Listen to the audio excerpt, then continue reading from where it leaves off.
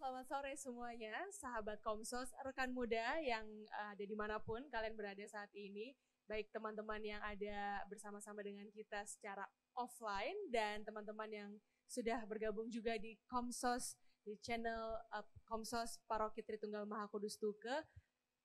Apa kabar semuanya? Mudah-mudahan semuanya dalam keadaan sehat dan happy ya, karena kita semua juga happy di sini. Boleh kasih tepuk tangannya yang hadir secara online ya.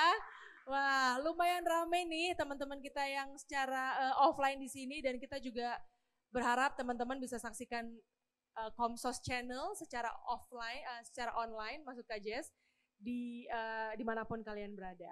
Nah, pada kesempatan sore hari ini, Kak Jess kedatangan narasumber yang kita sudah tunggu-tunggu begitu, karena topik kita sore hari ini, rekan-rekan muda semuanya, sangat-sangat relevan ya dengan kehidupan kita sehari-hari, yakni bijak bersosial media. Sore hari ini telah bersama-sama dalam podcast Rohani Santai kita, ada Bapak AKP Imade Martadi Putra Eskom MT MSC, beliau adalah Kanit 4 Subdit 5 di Treskrim Sus Polda Bali, yang mana hari ini ya rekan-rekan muda akan sharing nih dengan kita bagaimana caranya supaya kita bijak dalam bersosial media. So are you guys ready?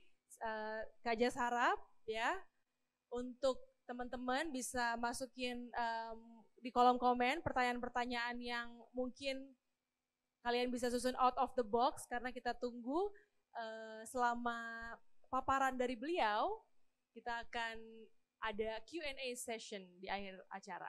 Oke, jadi saat ini kita akan bersama-sama, langsung saja kita sapa Pak Made Martadi. Apa kabar Pak? Baik. Beliau ini salah satu komandan saya ya, dan beliau baru saja pulang juga dari Korea. Begitu nanti perkenalannya secara langsung bisa Pak Made sharing dengan rekan-rekan muda semuanya. Dan beliau sangat expert nih di bidang cyber ya. Jadi kalau misalkan teman-teman di sini yang mau bertanya juga sama beliau secara offline, kita persilakan. Oke, tanpa berlama-lama, silakan Pak Made. The mic is yours. Baik, terima kasih Jess atas kesempatan yang diberikan. Ini pakai bahasa. Oke. Shalom, Om Swastiastu. Selamat ini sore ya. Selamat sore rekan-rekan, adik-adik, baik yang hadir di sini secara langsung maupun yang online. Di sini saya akan memaparkan atau memberi sharing tentang bijak bermedia sosial. Begitu. Mungkin bisa ditampilkan slide-nya.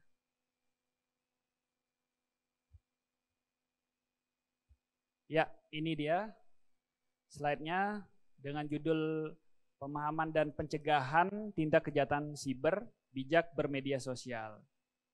Lanjut.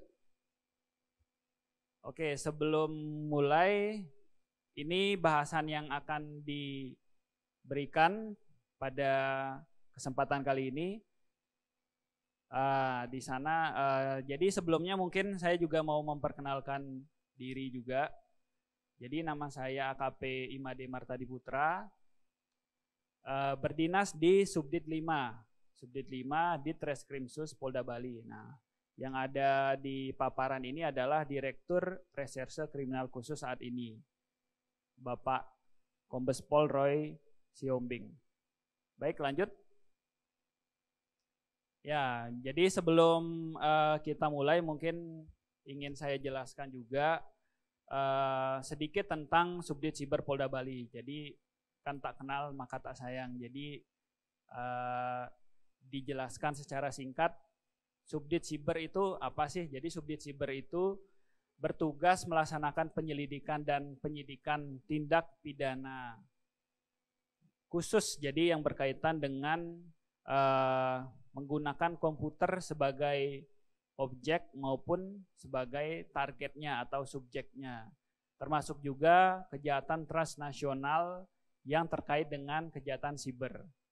Dan Subdit Siber ini berada di bawah yang tadi Saya jelaskan di bawah Direktorat Reserse Kriminal Khusus yang beralamat di Jalan Kamboja. Jadi kalau rekan-rekan melewati Gor Ngurah Rai, ada gedung baru di kiri jalan yang ada bata merah itu, ya di situ kantor kami.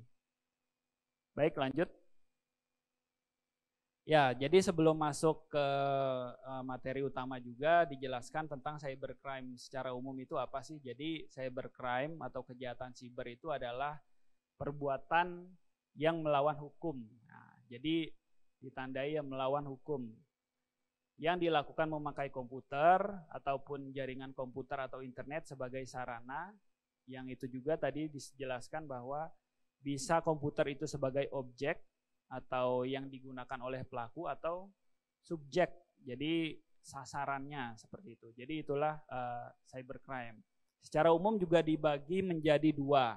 Cybercrime itu ada yang computer crime dan computer related crime. Nah, computer crime ini contohnya yang adik-adik sering dengar mungkin tentang hacking, cracking, dan ada juga web device. Jadi itu memang benar-benar murni menyasar komputer. Contohnya misalnya kalau ada website yang diubah, dikasih kata-kata oleh website ini telah diserang oleh hacker. Nah, atau yang kasus terakhir mungkin kalau adik-adik pernah dengar tentang Bjorka seperti itu computer crime. Sedangkan computer related crime adalah kejahatan yang menggunakan komputer sebagai objek atau yang digunakan oleh pelaku. Nah, contohnya penipuan online. Mungkin adik-adik juga pernah dengar tentang phishing atau penipuan jual beli online. Nah, itu adalah computer related crime. Lanjut.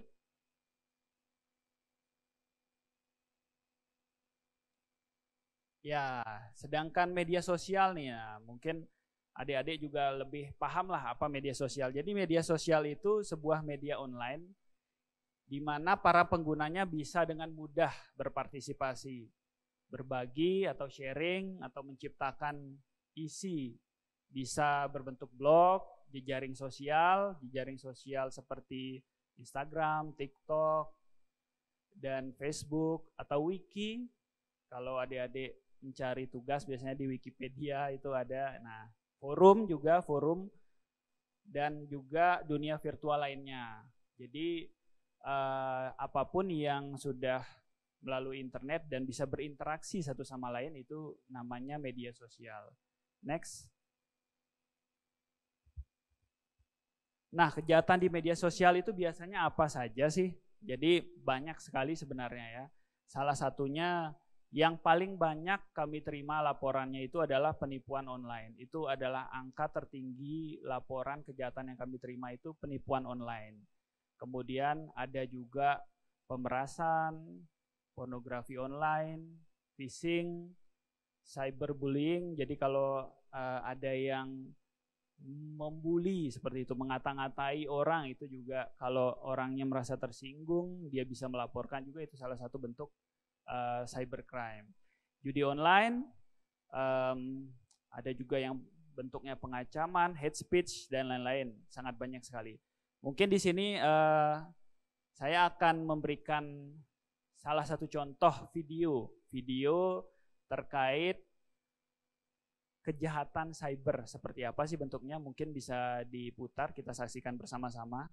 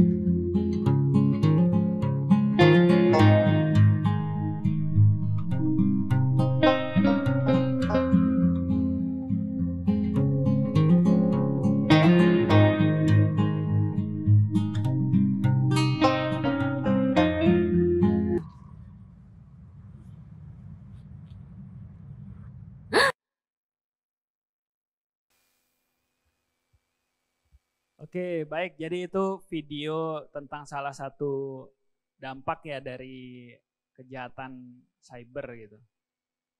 Bisa balik lagi ke slide.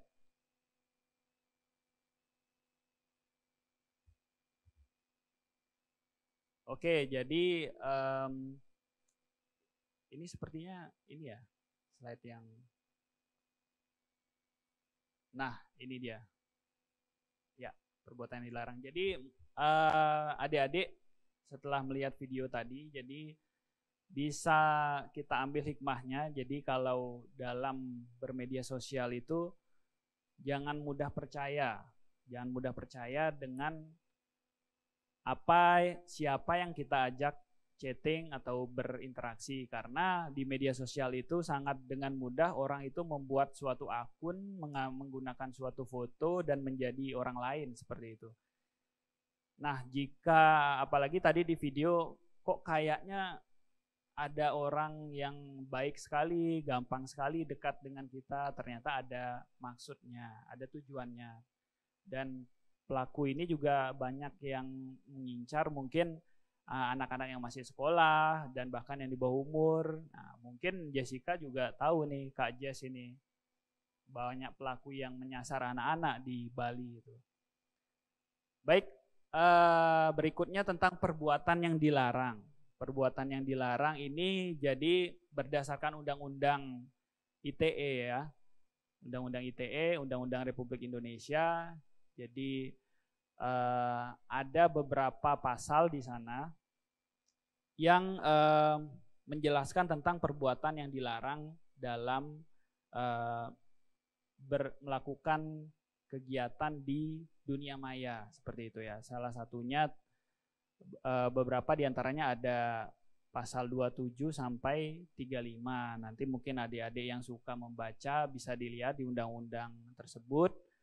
Jadi di sana dijelaskan bab 7 tentang perbuatan yang dilarang itu pasal-pasal yang menjelaskan apa sih yang kita nggak boleh. Jadi kalau adik-adik masih bingung, gini boleh nggak, gitu boleh nggak. Nah di sana dijelaskan tuh secara jelas. Di sana dari yang bentuknya memang benar-benar jelas seperti kesusilaan atau pornografi sampai pemalsuan data itu juga dilarang. Di sana sangat jelas, bisa adik-adik baca. Dan ancaman hukumannya pun lumayan. Dari yang minimal 6 bulan itu minimal ya. Jadi tidak ada yang kalau memang sudah terkena langsung otomatis mungkin hanya tindakan hukuman yang biasa, tapi pasti kurungan kalau memang terbukti. Itu minimal 6 bulan dan maksimalnya bervariasi nih tergantung kejahatannya. Ada yang maksimalnya 6 tahun atau bahkan sampai belasan tahun seperti itu. Dan dendanya pun juga tidak main-main, dari denda yang 1 miliar sampai yang paling banyak 12 miliar. Nah, seperti itu adik-adik. Next. Ya, pencegahan. Nah, sekarang mungkin yang perlu diketahui gimana sih caranya biar kita tidak menjadi korban seperti itu ataupun pelaku. Jadi kalau dari kami kepolisian itu sudah ada upaya-upaya seperti media sosial juga kami punya. Kami melakukan edukasi dan juga di Polri itu memiliki Cyber TV. Jadi Cyber TV itu channel di YouTube ada. Jadi di sana juga melakukan edukasi, tanya jawab, dan juga ada tim patroli siber. Jadi patroli siber itu kami melakukan seperti surfing lah di internet tentang apa yang bisa menjadi ancaman kejahatan siber. Lalu kami lewat tim itu melakukan penyelidikan untuk mencegah hal-hal tersebut terjadi. Lalu dari segi adik-adik, bagaimana nih caranya? Nah, ini beberapa tips ya mungkin ya. Jadi pertama, jangan pernah mengumbar data pribadi. Data pribadi itu apa yang sifatnya sensitif. Jadi yang nggak boleh orang lain tahu, nggak usah di-post, nggak usah di-share di sosial media seperti itu. Karena kalau sudah kita share itu ada istilahnya jejak digital, itu kalau sudah ada orang lain yang screenshot atau download foto-foto atau video kita, ya susah hilangnya, suatu saat bisa mereka sebarkan seperti itu. Termasuk juga password atau ada biasanya PIN, kalau yang punya rekening bank atau kode OTP itu jangan pernah sekalipun membagikan kepada orang lain, itu hanya boleh diketahui oleh diri sendiri. Seperti itu ya adik-adik ya. Selanjutnya juga jangan pernah mudah percaya atau kita harus berpikiran kritis nih. Nah, jadi kalau seperti yang video tadi, kalau ada sesuatu yang kayaknya kok sangat gimana gitu, kalau jadi kenyataan kok kayaknya nggak mungkin banget. Nah, itu adik-adik harus curiga. Itu pasti ada maunya gitu. Atau kalau di penipuan online biasanya ciri-cirinya itu ada yang nawarin barang tapi kok harganya jauh banget di bawah pasaran. Misalnya adik-adik nih pengen banget beli iPhone. Nah, kalau di media sosial atau di internet itu biasanya apa yang kita ketik, kita itu secara nggak langsung jadi langsung iklan-iklan itu banyak datang ke kita gitu. Misalnya kita ketik iPhone di HP, pencarian di Google, nah tiba-tiba muncul tuh iklan tentang iPhone di Instagram dan lain sebagainya. Nah, di antara iklan-iklan itu nggak semuanya iklan yang benar-benar istilahnya itu benar-benar iklan yang murni gitu loh. Jadi ada yang pelaku juga bikin iklan seperti itu. Nah, setelah kita klik, kok murah banget nih iPhone 14 misal. iPhone 14 yang 20 jutaan itu dijual 10 juta doang. Nah, itu udah harus hati-hati, curiga. Ternyata setelah kita transfer, barangnya nggak datang. Nah, kalau jual beli online seperti itu juga lebih aman. Untuk menghindari penipuan online, lebih baik belanjanya di e-commerce yang resmi seperti Tokopedia atau Shopee gitu ya. Nggak apa-apa ya sebut ini ya merek ya. Toko hijau dan toko oranye lah gitu. Itu jadi ketika adik-adik membayar, dana itu nggak langsung diteruskan ke penjual, masih di platformnya dulu. Jadi di tengah-tengah. Kalau adik-adik belum terima barangnya, ya udah duitnya bisa dikembalikan ke adik-adik. Tapi kalau adik-adik beli lewat WA, awalnya di Instagram, chat, lanjut ke WA, adik-adik udah transfer. Nah, itu nggak ada jaminannya uang kembali. Tahu-tahu udah dibawa kemana duitnya gitu. Di rekening yang adik-adik kirim itu ternyata pernah kita telusuri, udah nggak ada duitnya gitu. Nah, itu jadi harus berhati-hati lagi. Terus berikutnya ganti password secara berkala. Nah, ini untuk menghindari hacking. Jadi kadang ada hacking itu mencoba membobol password ketika adik-adik menggunakan password yang sama di semua media sosial, email, Facebook, Instagram, semuanya sama. Ketika salah satu udah diambil nih media sosialnya, ternyata passwordnya sama dengan email, dia coba login ke email, bisa juga ternyata karena passwordnya sama. Nah, diambil alih dah tuh semuanya gitu. Jadi harus update password lah secara berkala. Terus update versi software. Nah, kenapa? Karena kadang beberapa software yang dibobol oleh hacker itu, jadi kenapa sih harus diupdate? Jadi para perusahaan atau pemilik software itu mereka mengupdate juga dari segi keamanan. Jadi kalau kita masih versi lama, nah itu sudah ibaratnya ilmunya udah dipelajari oleh pelaku kejahatan lah atau hacker. Jadi biar kita nggak kena serangan dari penjahat juga, jadi softwarenya harus diupdate. Jadi keamanannya ditingkatkan seperti itu. Kemudian hati-hati menginstal aplikasi. Nah, ini terutama banyak kasusnya ditemukan di Windows dan Android. Jadi karena sistemnya terutama Android itu open source, jadi siapapun bisa buat aplikasi dan dipajang atau diupload ke Play Store. Itu sering banget yang aplikasinya itu ternyata disisipi ya semacam virus lah seperti itu. Ketika kita install, tahu-tahu berpengaruh buruk ke handphone kita atau disadap seperti itu. Jadi hati-hati menginstal aplikasi yang kiranya itu nggak terkenal, reviewnya kok masih sedikit yang install ya, atau bintang 1 dan lain sebagainya, itu harus hati-hati. Nah, kemudian saring sebelum sharing atau komen. Nah, ini untuk menghindari data pribadi kita disebar ataupun kita menjadi sasaran atau pelaku tindak pidana seperti pencemaran nama baik atau penghinaan seperti itu. Dan yang terakhir, backup data secara berkala, itu maksudnya untuk menghindari data adik-adik itu diambil lah atau disalahgunakan. Jadi kalau bisa yang datanya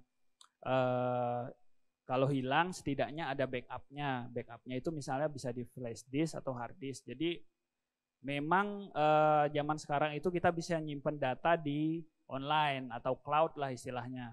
Tapi itu juga rentan. Jadi kalau adik-adik ternyata ketahuan passwordnya di nyimpen data di online itu, nah itu bisa diambil data-datanya. Jadi sebisa mungkin di backup juga di hard disk atau di flash disk seperti itu. Oke, next. Ya, jadi penutup, kejahatan cyber itu bisa berpotensi dapat terjadi kapan saja dan di mana saja. Dan bisa menimpa siapa saja. Tidak menutup kemungkinan pun secara tidak sadar kita bisa saja menjadi pelaku secara nggak sadar ataupun korban dari kejahatan cyber itu. Yang kedua, tetap waspada, bijak dalam menggunakan sosial media. Dan yang terakhir, yang paling penting adalah think before click atau saring sebelum sharing. Itu saja adik-adik, jadi paparan dari saya, sharing dari saya, semoga bermanfaat buat adik-adik dan semoga kedepannya bisa lebih bijak menggunakan media sosial sehingga bisa terhindar dari kejahatan siber. Demikian, terima kasih. Oke, kita kasih tepuk tangan dulu dong buat teman-teman offline yang ada di sini untuk Pak Mademar tadi karena udah luar biasa sekali ya sharingnya. Siapa yang di sini merasa sangat useful, ilmu-ilmunya berguna banget nggak nih kira-kira nih untuk bijak dalam bersosial media? Adik-adik di sini ada yang mau bertanya mungkin dengan Pak Made? Coba, ada yang mau tanya? Mungkin mau tanya gimana sih caranya supaya nggak kena tipu di TikTok ya kan? Atau nggak kena tipu di Instagram, atau hal-hal terkait dengan bersosial media. Oh, ada di belakang, silahkan perkenalkan diri dulu. Ya, Pak, saya mau nanya Pak. Oh, saya Ferry dari Benedictus lingkungannya ya. Jadi sebenarnya saya mau nanya nih, sebetulnya itu kalau kita janjian sama orang di sosmed itu tuh benernya boleh apa enggak ya? Biasanya kan janjian, ada yang janjian, kadang janjian ketemuan, entah itu janjian buat jual-jualan kayak gitu-gitu kan. Soalnya sekarang kan sosmed kebanyakan buat jualan nih. Ya, kayak gitu. Ada hukumnya apa enggak gitu ya, Iya. maksudnya ya? Kalau untuk COD gitu. Iya. Oke. Sip, kita tampung dulu sampai 3 pertanyaan. Ada lagi adik-adik? Silahkan, Kak Ferry boleh dikasih. Nah, boleh berdiri sayang, silahkan. Perkenalkan diri dulu. Kenalin, nama aku Angel. Di sini aku mau nanya, gimana sih cara kita tahu kalau misalnya kita tuh akun kita tuh lagi di-hack gitu? Gimana caranya supaya tahu nih Pak, ternyata akun saya di-hack. Dalam sosial media apapun ya, Instagram, TikTok, dan lain-lain. Oke, sip. Ada lagi, satu pertanyaan lagi sebelum dijawab nanti dirangkum. Silakan. Ya, silakan. Saya Wibawa. Mau nanya, kalau kita mengcopy atau men-share foto atau video orang lain tanpa sepengetahuan atau tanpa seizin yang bersangkutan itu kena pasal enggak, Pak? Terima kasih. Oke, sip. Sudah 3 pertanyaan. Rekan-rekan muda mungkin yang mau bertanya via live atau yang mau bertanya via komentar silahkan, masih dibuka. Sekarang kita mau rangkum dulu 3 pertanyaan tadi. Pak Made silahkan. Oke, baik, terima kasih. Pertanyaannya sangat bagus sekali ya. Jadi yang pertama tadi tentang bagaimana misalnya janjian, mungkin yang tadi dalam konteks jualan gitu ya. Jualan, COD itu kan sangat sering terjadi itu. Nah itu sebenarnya kalau masalah dilarang atau enggaknya itu balik lagi ke pribadi masing-masing nih, keyakinan. Jadi tapi kalau dari saya menyarankan jika itu jualannya hal benda yang memang harus ketemu langsung untuk cek, itu silahkan. Tapi hati-hati juga ini. Kalau bisa ketemu di tempat yang aman. Yang aman dalam artian itu yang ramai lah gitu. Jadi untuk menghindari hal-hal yang tidak diinginkan. Yang kedua, pastikan, jadi ini ada yang terjadi nih, pelaporan di kami banyak. Jadi jika mau melakukan transaksi online kemudian COD, itu jangan sampai, pastikan lagi rekening yang ditransfer itu rekening yang benar-benar milik penjual gitu. Dan kesepakatannya itu seperti apa ditentukan di awal sebelum melakukan transaksi. Karena banyak sekali kejadian bermula dari Facebook, di sebuah grup Facebook, dia beli motor nih misalnya, ada yang mengiklan, penjual nih mengiklan di grup Facebook.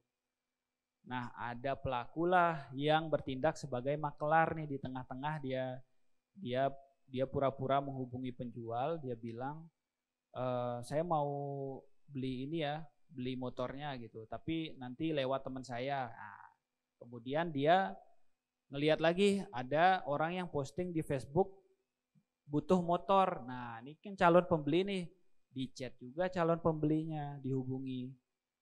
Saya ada nih motor, padahal bukan motornya dia, tapi motor orang lain yang beriklan tadi. Nah disuruhlah mereka ketemu transaksi, tapi transfernya ternyata ke rekening pelaku, bukan ke rekening penjual.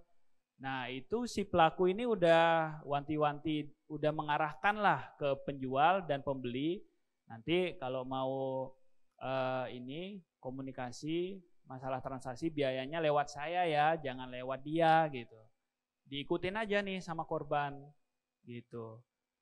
Benar aja begitu datang, dia komunikasinya ke pelaku, di orang ketiga itu, ya udah ditransfer uangnya, dijanjikan kepada penjual nanti saya kirim ke kamu uangnya, kasih dia transfer ke rekening saya dulu. Percayalah penjualnya, ya dikasihlah motornya. Setelah udah pulang kok nggak ditransfer duitnya ke rekening saya, udah ngilang dia udah. Nah itu yang hati-hati.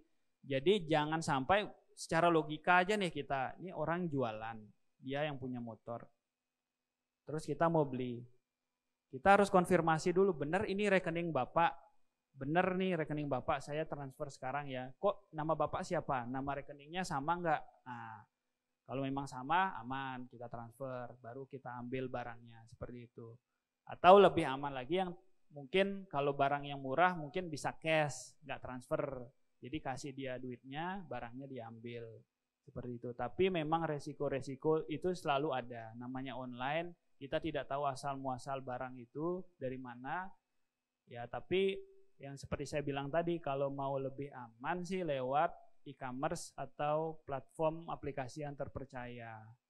Seperti yang tadi dijelaskan itu, yang hijau dan oranye itu. Gitu. Itu ya. Gimana Pak menjawab pertanyaannya? Oke. Pertanyaan kedua, bagaimana sih kita tahu kalau sosial media kita itu ternyata dihack? Oke, jadi kalau sosial media dihack, mungkin adik-adik ini banyak menggunakan seperti Instagram, TikTok, atau WhatsApp mungkin ya. Jadi sebenarnya di sosial media ini kan adik-adik daftarnya ada pakai email ya. Ada pakai email. Emailnya itu terhubung ke media sosial. Nah, emailnya ini harus diverifikasi lah gitu. Setiap kita buat akun, biasa kan daftar, habis itu dikirim link untuk verifikasi. Kita klik linknya, jadi udah terhubung tuh email sama media sosial kita. Nah, biasanya ketika ada orang yang mau hack, itu ada notifikasi pemberitahuan ke email kita gitu. Contohnya nih Instagram, ada yang mau ambil alih. Langsung muncul tuh pasti ke email yang kita gunakan untuk mendaftar Instagram. Ini ada seseorang yang berupaya masuk ke akun Anda kayak gitu. Nah, itu bisa dicegah. Jadi pentingnya itu menggunakan email yang juga kuat. Jadi maksudnya kuat itu atau Instagram atau akun yang kuat itu adalah ada namanya keamanan berlapis. Maksudnya keamanan berlapis itu kita masuk tidak hanya menggunakan password tapi lewat kode OTP ke nomor telepon. Nah, itu diaktifkan. Biasanya di medsos itu ada atau di email. Jadi setelah kita masuk lewat email, terus kita harus masukkan kode yang dikirim ke nomor telepon kita. Entah itu SMS atau telepon. Nah, itu diaktifkan. Jadi kalau dia tahu password kita, dia tetap nggak bisa masuk ke akun kita karena dia nggak bisa masukin kode OTP yang dikirim ke nomor kita. Itu diaktifkan. Kalau ciri-cirinya biasanya ya ada pemberitahuan tapi kita abaikan gitu. Jadi pemberitahuan itu biasanya ada konfirmasi. Apakah ini benar Anda? Jika tidak, klik di sini. Nah, langsung dicegah itu yang mau ngambil akun kita. Tapi kalau kita abaikan, kita jarang buka email seperti itu. Ya udah, lanjut terus sampai diubah passwordnya sampai pelakunya udah nggak bisa balik lagi akun kita gitu. Itu ciri-cirinya ya, adik-adik ya.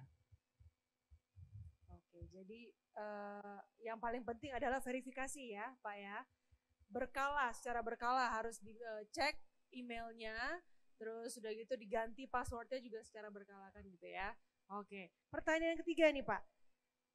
Boleh nggak sih kita itu meng-post kembali atau meng-share kembali? Dan apakah ada undang-undang yang terkait dengan kita memposting ulang suatu unggahan? Silakan. Oke, terima kasih. Jadi itu memang ada di pasal UU ITE yang tadi disampaikan itu. Salah satunya adalah dia entah dia mendistribusikan, salah satunya itu juga mengcopy atau mengirim atau men-share yang tadi dibilang bahasanya. Jika konten itu bermuatan ada pelanggaran tindak pidananya, itu bisa saja dikenakan oleh sebagai salah satu yang turut serta seperti itu. Memang bukan pelaku utama tapi turut serta dan bisa mengakibatkan kegaduhan terutama.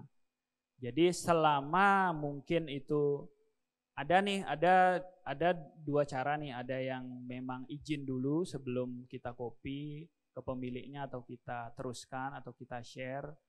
Ini punya siapa? Boleh nggak saya posting ulang atau saya teruskan atau saya copy filenya seperti itu? Kalau diizinkan aman berarti. Tapi kalau kita diam-diam asal share aja, asal teruskan, ya itu ternyata di suatu saat jadi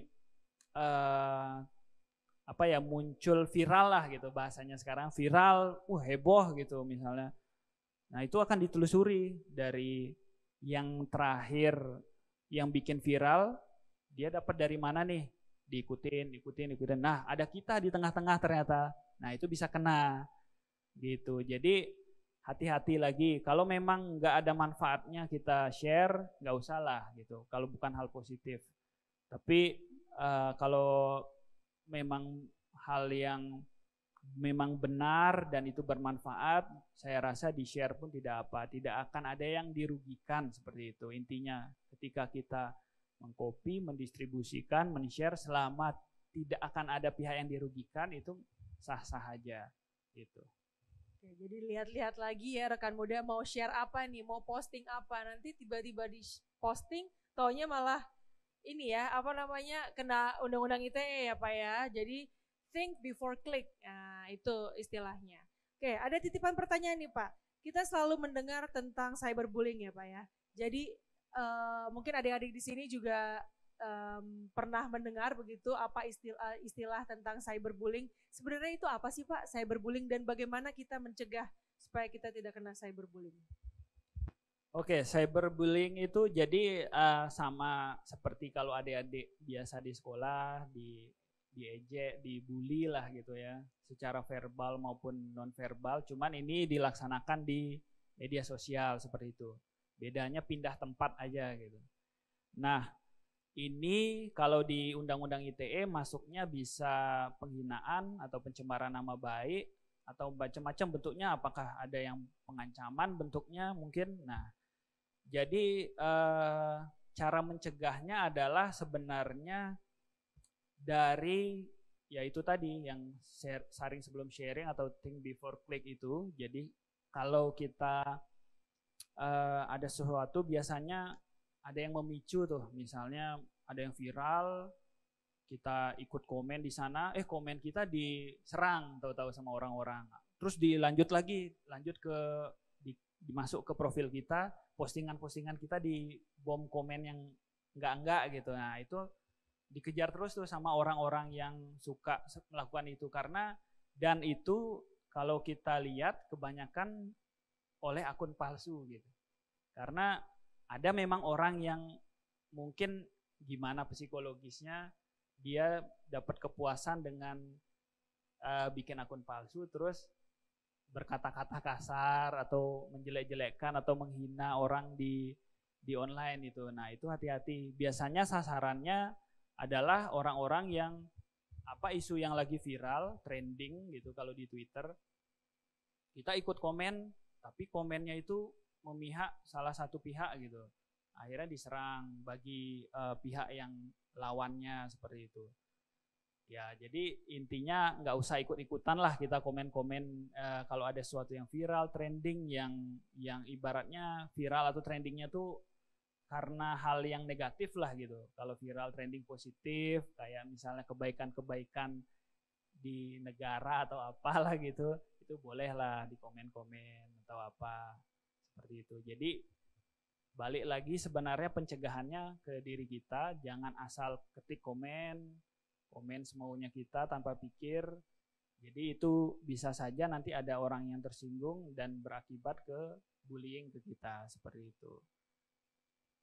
Oke, good explanation Pak. Jadi penjelasannya sangat luar biasa sekali tentang cyberbullying. Nah, sekarang kalau dari sisi orang tuanya Pak, ketika seorang anak mengalami cyberbullying, apa yang seharusnya dilakukan oleh orang tua? Apakah dia bisa langsung melaporkan saja ke kantor polisi, ke subdit cyber, atau bagaimana mungkin saran Bapak? Oke, baik. Jadi kalau peran orang tua itu dimulai dari pencegahan juga. Kalau memang anak-anaknya masih di bawah umur, itu memang wajib ada pengawasan. Jika memang orang tua sudah memberikan gadget gitu, handphone, smartphone atau laptop untuk melakukan berselancar di internet, itu pasti harus ada pengawasan. Sebenarnya ada beberapa cara sih, baik biasanya ada tools aplikasi yang parenting control gitulah. Jadi bisa dimonitor lah apa yang dilakukan anaknya di internet seperti itu. Tapi jika memang pada akhirnya tetap terjadi, anak-anak itu karena memang bikin anaknya ini seperti depresi, stres, kesehatan mental atau jiwanya terganggu, itu wajib lapor. Lebih baik lapor saja biar bisa kita tindak lanjuti dari kepolisian, silahkan. Dan juga caranya langsung datang aja ke kantor kami yang tadi kami beritahu itu di Jalan Kamboja nomor 1, bisa ke sana dulu. Nanti akan ada petugas yang menerima dan akan menganalisa seperti apa kronologisnya nih si anak sampai seperti itu terkena cyberbullying, dan bukti-buktinya dibawa, screenshot ketik-ketikan dari pelaku dibawa semua, dijelaskan dari kapan kronologisnya sampai seperti ini anaknya. Pasti nanti kita akan bantu untuk melakukan penyelidikan dan penyidikan untuk menangkap pelaku seperti itu. Oke. Jadi tidak usah takut untuk melapor, begitu Pak, intisarinya, dan kita harus aware ya Pak ya, kita sendiri pun harus peduli dengan cyberbullying itu karena benar-benar berdampak pada kesehatan mental, itu satu, dan yang kedua, kadang anak tuh kan jadi takut ya Pak ya, dan mereka tidak mau lagi bersosialisasi. Nah, terkait dengan itu Pak, tadi Bapak sampaikan ada aplikasi-aplikasi untuk orang tua, kira-kira apa aja tuh Pak? Artinya yang mungkin bisa di-share ke kita dan para orang tua yang juga melihat tayangan ini, begitu, tools-tools yang paling umum deh secara general kira-kira Pak. Sebenarnya banyak sekali ya, mungkin bisa di-search kalau di Play Store atau App Store itu parenting control, jadi dia harus diinstal di dua perangkat, jadi perangkat anaknya dan orang tuanya. Jadi kalau sudah terinstall di dua perangkat itu nanti bisa kelihatan monitor semuanya gitu. Kalau yang nah tergantung nih anak-anaknya sekarang juga umur berapa nih. Kalau yang masih kecil sekali sudah diberikan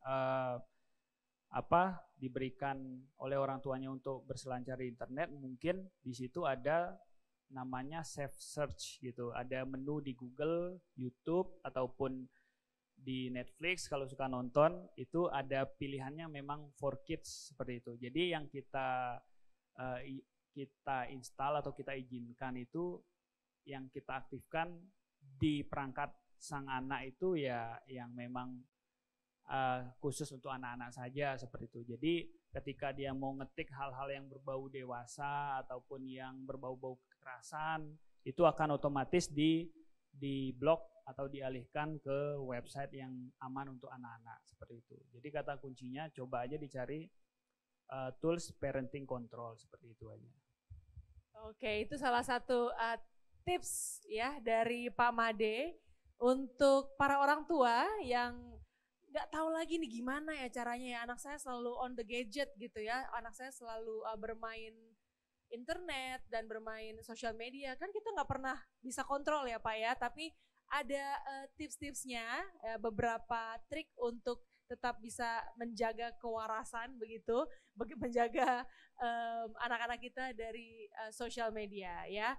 Oke, apakah masih ada yang mau bertanya teman-teman di sini? Kalau tidak ada kita akan tutup. Senang sekali Pak Made, terima kasih banyak. Sama-sama. Sudah hadir di Gereja Tritunggal Maha Kudus Tuke dan bisa sharing bagaimana bijak dalam bersosial media. Rekan muda, saksikan Poros, podcast Rohani Santai yang akan juga di-save rekaman ini ya.